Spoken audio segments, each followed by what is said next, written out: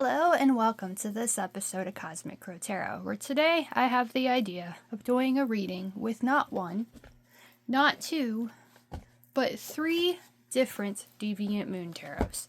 Now, as you know, and if you subscribe to me and you watch my videos and stuff, and you see me on social media, you know this is my favorite deck of all time.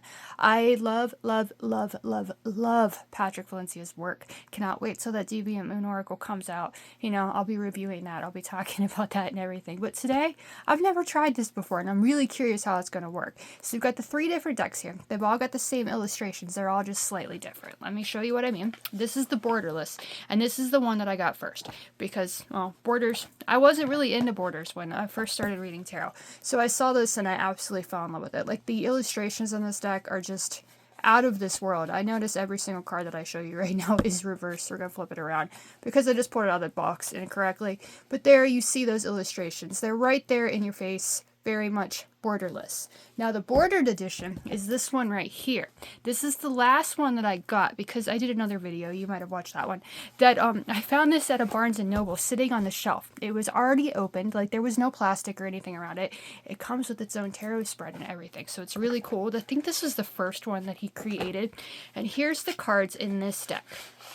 You can see right there on the back, they've got the border and everything on them. Right there on the front, they've got the border on them too. So, borderless, bordered. And they've got the same illustrations that I just showed you. Now, if I could make it so I could use the app that's on my phone for this too, I totally would. But we've just got the three different ones here. No specific spreads or anything like that. I'm just curious to see how well these three cards, three decks of the same creator, the same mind behind creating them, and the illustrations that we see here, like seeing how well the messages connect with each other. So we've got three different decks, got the backs and everything, very, very similar, but different as well. And I'm really excited to see what they want to share with all of us. Now, I'm not going to do the shuffling and everything on camera. You don't need to see that. That takes too much time and things like that. So we'll do that. We'll get right to it and see what the cards have to share with us. Decks have been shuffled. You've got them all three right here, and I'm going to set these two aside and start with this one, not because it's the first one created. If we're going in order, then it's definitely the bordered edition, then the borderless, and then finally the paradoxical. But this is the order that I received them in. They're the order that I've connected with them. This is the second deck that I've ever gotten in my life. I saw it on the socials and I was like, yes, I have to have this deck. So we're going to fan them out like we do and see which card wants to come up. Do you see how that one is just like there? Like, we fanned them out, just shortly, and that one is just front and center. It's the one that's calling to us, right? So we're going to pull this one out and set it aside. We're not going to look at the illustrations until we have all three decks in the deck, or in the reading, or in the video. So set that one right there. Move up to the second one that I've gotten, the newest one from Deviant Moon, the paradoxical Deviant Moon Tarot, you know, darker illustrations and everything like that. Fan it out like this. And it's this one. This one is the one that's calling to me. So we're going to pull that one out, and that's going to sit right there. As soon as I move these, I'll move it. Okay, set these aside. And then last, but certainly not least, because it's the first one he ever created, span them out. And this one. This is the one that's calling to me, because it's the one that's kind of sticking out. Not as much as that one did, but still sticking out nonetheless. So we're going to pull the cards back in. And you can see I have all these here. So you're going to see what the overall energy at the very end, see what the bottoms of the deck share. So we'll get to that in a minute. Right now, we're just going to turn over the Queen of Wands. This one's from the Borderless edition. Now, the Queen of Wands is the passionate, creative queen of the court. She knows what lights her inner fire, and she's let that lead her to her power. She doesn't care what anybody else thinks. She doesn't care if what she's doing might be weird or anything like that. This is astrologically connected to Aries, and Aries are always Arians. Yes, Arians are always like unafraid to let those inner fires lead them. So that success that we're seeking, that inner fire can lead us there if we don't give up. Queens always have that compassion and empathy with them, no matter which member or which suit they're related to, because they're feminine. So that feminine energy tells us to have compassion for ourselves, kindness for ourselves, kindness for others as well, as we work to achieve our passionate goals. She's leading with that inner fire, and she reminds us if we want to succeed, we have to let those inner fires lead us as well. Don't be afraid to go after our dreams. Embrace that Aries energy that is connected to her, and just let that inner and her fire lead us to where we want to be. As I said, she's the most creative because she's not afraid to do something different. She's not afraid to be the innovator and the original thinker and the one going after her passionate dreams. Now, members of the court, they don't necessarily connect to any specific number or zodiac, or yeah, obviously zodiac sign, I already told you Aries, but any specific numbers. You can't see the number here, so you don't think about the number.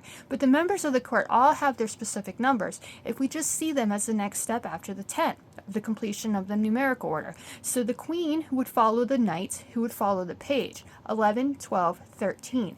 13 is the number of the queen, which relates to the emperor of the major arcana because it combines the magician with the empress to create the strong foundation of the emperor. So begin believing in yourself. Begin creating that life that you're passionate about, and that passion of yours can make you achieve that strong foundation and take you to creating that strong foundation that you deserve. You must first release any doubt that makes you think that you can't do it. Release the doubt that you aren't strong enough all on your own. She stands there alone in her power. She's embraced her power, and she's going to let that power lead her to where she wants to be. Now, who's going to be joining the Queen of Wands? It's the Seven of Swords. So this is interesting. It's just flowing. It's just flowing here. Now, Seven of Swords is considered the thief card of the tarot. But this is the suit of the mind. So it poses the question, who's the thief here? What's causing you to doubt yourself? Who's stolen your confidence and your power? Yes, there's always a message here. To lock your doors at night, lock your car when you leave it in a parking lot, especially this time of year around the holidays and everything. People seem to love to walk around like the mall parking lot and try doors until they can get them open and steal everything that's inside of them. So definitely keep your doors locked. Don't trust everybody because they might not be having your best interests in their minds. But since this is the 7 of the suit of the mind, it really more focuses on the obstacle being your own mind working against you. So following that Queen of Wands, taking all of that on. This one definitely seems to be taking a lot of stress on. I wouldn't recommend having a passion about swallowing swords, but if that's your jam, go for it. Be careful doing it. Obviously, someone told me once, if you try with a hanger first, undo a wire hanger or something, and it doesn't have that sharp blade and it's not as big, so you might be able to miss that gag reflex or something. Did not work when I tried it. Story for a different day. If you want to do it, that's a good suggestion, I suppose. But sword swallowing, maybe not the actual passion that you have. Whatever passion you have, though, the 7 related to the Chariot of the Major Arcana says you have to take control, overcoming the obstacles that stand in your way of succeeding with it. Don't be your own worst enemy. Don't let that doubt win. Don't let the anxiety win. Steal back your confidence and your power so you can become this queen, so you can be the passionate leader and leading in life with what you are passionate about. 7 of Swords is astrologically connected to Aquarius. Now, I did mention with Aries energy over here, be weird, be proud, be innovative, follow your passion. The innovative original thinker weirdo of the zodiac is my favorite sign of the zodiac, Aquarius. So that Aquarius energy, believe in what you want to believe in. Be weird, be proud, and let that freak flag fly. Because when you do, you inspire others to go for it too. You let them, help them, to inspire them to steal back their confidence and their power as well. So don't let doubt keep you from following your passion and letting your passion lead you to creating a life that you're truly passionate about. Now we get to the bordered edition to see what it shares.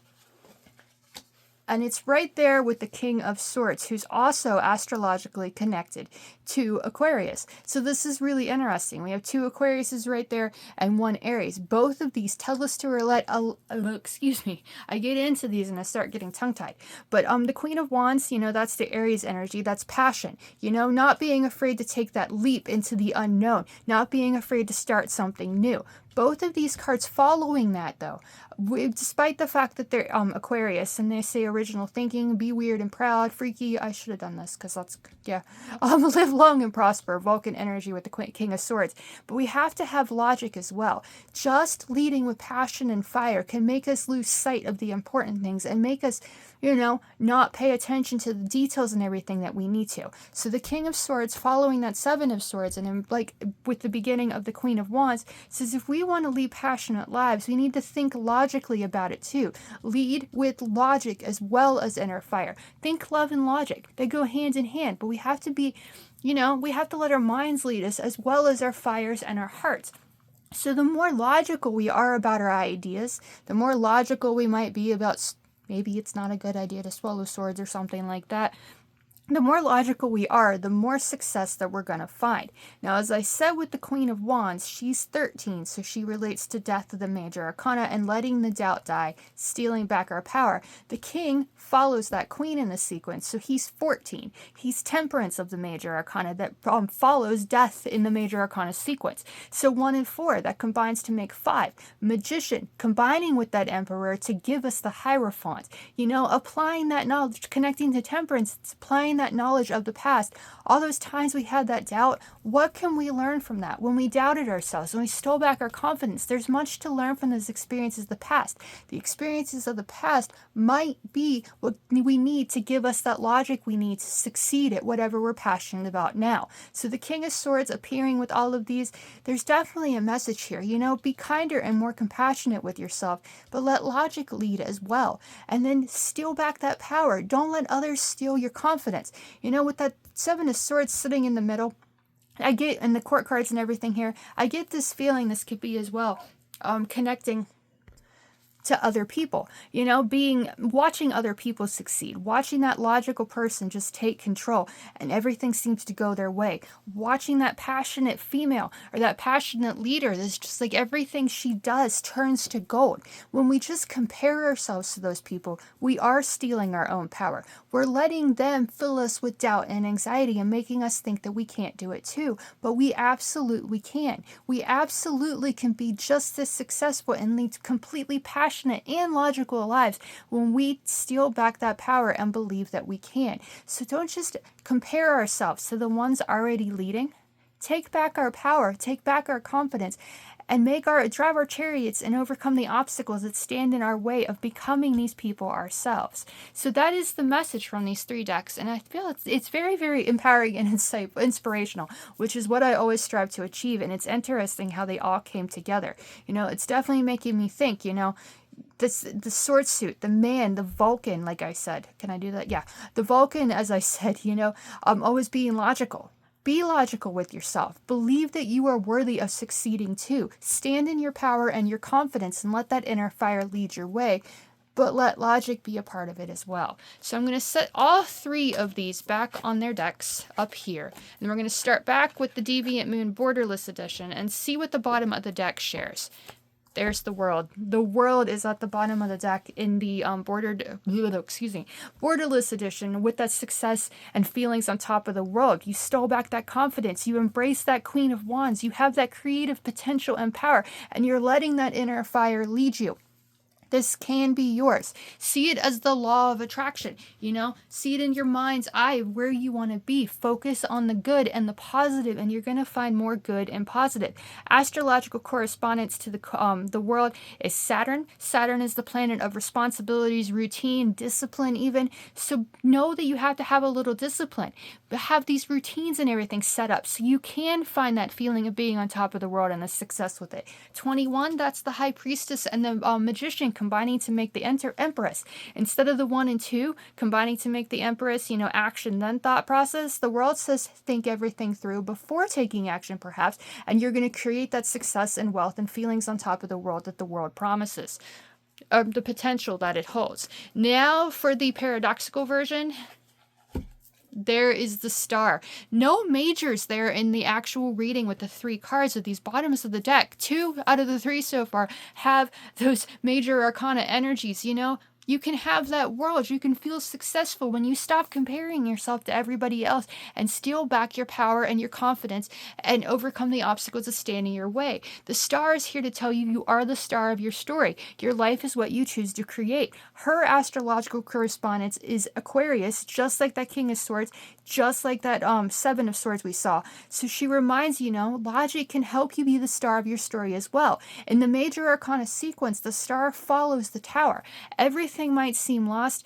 Think about like the Queen of Wands that we had a moment ago, where she was connected to death. You're letting that doubt die. You're letting what no longer serves you fall away so you can embrace your star power, show the potential that you have to create the life that you truly love and enjoy. Steal back that confidence, that power, and be the star of your story. Show the world what you're capable of.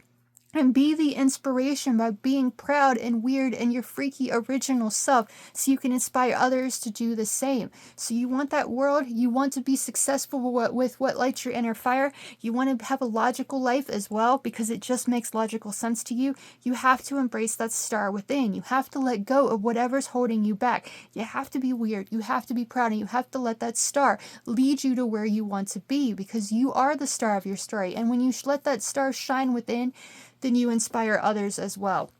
Let's see what, I forgot the 17 of the star right there with the numbers. Magician and the chariot goes back to that 7 of swords in the center and connected to Aquarius. So begin getting behind the wheel of your life. Begin driving that chariot. Begin driving yourself to where you want to be. Now let's see what the bordered edition wants to add. 3 for 3. How is that? That is, I just love how this works. I love, like, they were all minors, and almost like 2 of the 3 were quirk cards here. And these are just 3 decks. Sure, they're the same illustrations, they're created by the same mind, but their message is so beautiful here. With the major arcana cards, it says you are that, this is your life, your story, you're the one writing it. You are the strong foundation that you need to be. You only need to believe that you are. See yourself as that strong foundation. See yourself as that star of your story. See yourself succeeding at what you want to succeed at, and you are going to be able to achieve it. Comes full circle here, because that Queen of Wands, she was astrologically connected to Aries. The Emperor, he's the major arcana card astrologically connected to Aries. So he reminds us that those inner fires can take us far, just as that Queen of Wands we began with said. Create the strong foundation that we desire by focusing heart, body, mind, and soul all on our goals. Believe in our worth, be the stars of our story, and we can and will find that success and feelings of on top of the world. We only need to believe we have the power to do it. So steal back that confidence, steal back that power. Don't let the other people and the ones that have already succeeded make us think that we can't. Be inspired by them. If they can do it, we can do it too. So many stories and everything of celebrities. I don't know. The only one in my head right now is Def Leppard, the band Def Leppard. They all met in like a factory of some sort in England. And they all got together and they all started making music, and they're one of the most famous bands in the world today. So we can do that too. We can create the external strong foundations we want. We can focus on our goals, and we can become the stars of our stories and feel on top of the world when we still back that confidence in our minds and confidence in ourselves, and become the strong foundations we were born to be. So as always, I really want to thank you for watching this. I hope you were empowered and inspired to go after your dreams, because no one's going to do it for you. You have to take control. Don't just be enamored or impressed by the emperors of the world, by the strong foundations of the world and the stars of the world. Become that star of the world. Feel on top of the world. Be the star. Be that strong foundation you were always meant to be.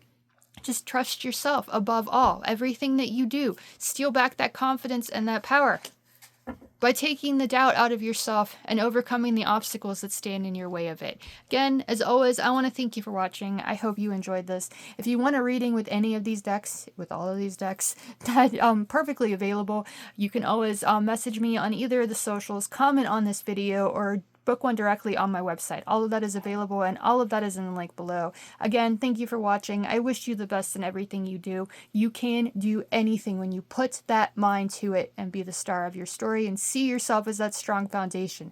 The success of the world is waiting for you. Until next time.